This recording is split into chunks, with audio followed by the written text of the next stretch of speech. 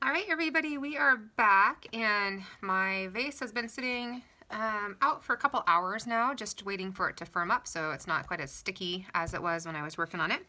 And now I'm going to use my rib to smooth out some of the dents on my project and make it look a little bit nicer. You guys don't have this in your toolkit. We have them at school, but you don't have them in your toolkit. So for at home, one of the things that would work really well is if you grab your student ID card, or I don't know if your parents have like an old hotel key laying around back from when we used to go to hotels, you know, stuff like that. Something like that, just a piece of plastic would work really well for a rib. And I'm just going to use this to really try to refine the sides of my project and make my point on the side a little bit more sharp.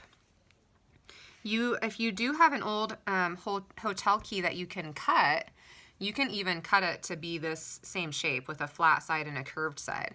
So that might be a little bit of a luxury. But any sort of plastic card will do the trick. All right, so we're gonna work on smoothing everything. It has to be more firm in order to do this, otherwise you'll just tear at the clay. Okay, so it's not quite leather hard, but it's definitely not as soft as when I made it. All right, so I would just work my way around and really try to flatten everything out so that my geometric sides are really geometric and not super wonky with divots and fingerprints and all of that kind of stuff on the project.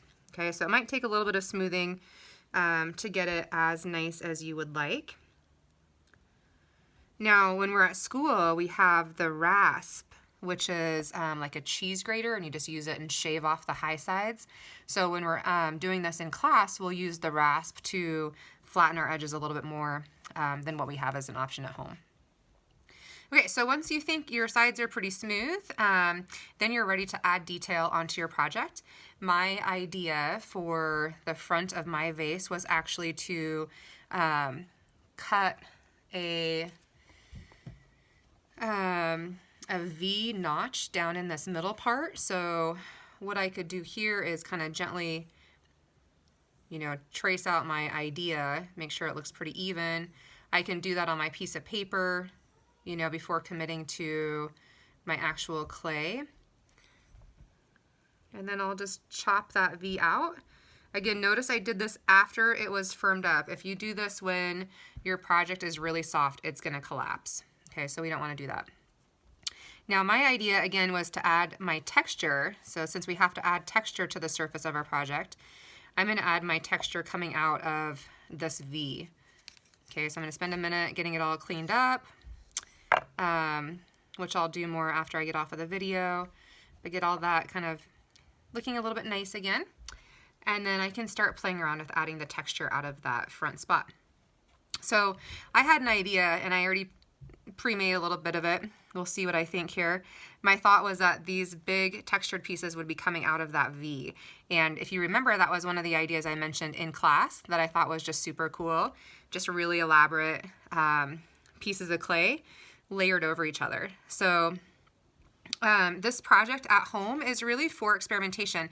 It might not be something that you end up using, but play around with new ideas. Don't feel like, you know, there's only one idea in the world, right? There's a lot, and just playing around with clay might give you a new idea.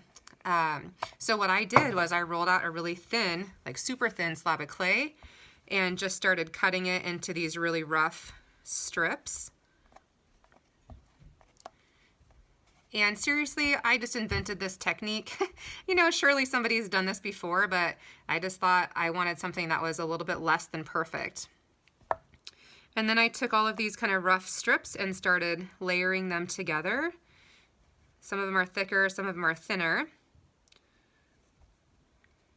And I really liked the outcome of it. So just a little bit of texture on the edge. It's not perfect. I came back to the back side. You'll notice I didn't score and slip it. This clay is pretty soft, so I can just connect it together. And then again, playing around with how I think it might look over here. You know, do I want it to lay against the back? Do I want it to pop forward? What do I want to do with this kind of crazy texture that I just made? You know, some of these might need to pull up a little bit so they're coming out towards us a little bit more and not laying so flat onto the vase. Okay, so you know, some of you guys might not like something like that. You might think that it's a little too progressive, a little too crazy. But I think it looks really cool. I think once I add glaze to that, the glaze is gonna get stuck down in those grooves and run down on the surface of my project. I think it has potential just to look really nice. And I think I like it enough that I would actually do the same thing on the back. Okay, so your project does have to have some sort of like really nice pop of texture. It doesn't have to be on the whole thing, but it does need to be something that really pops off of the surface of your project.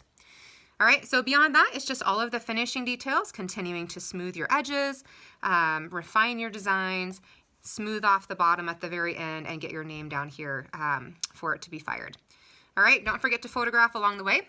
And once you're finished with this and it's been documented in Canvas, then you're gonna bring this very carefully into school. We'll get it fired and we'll glaze them at school as well.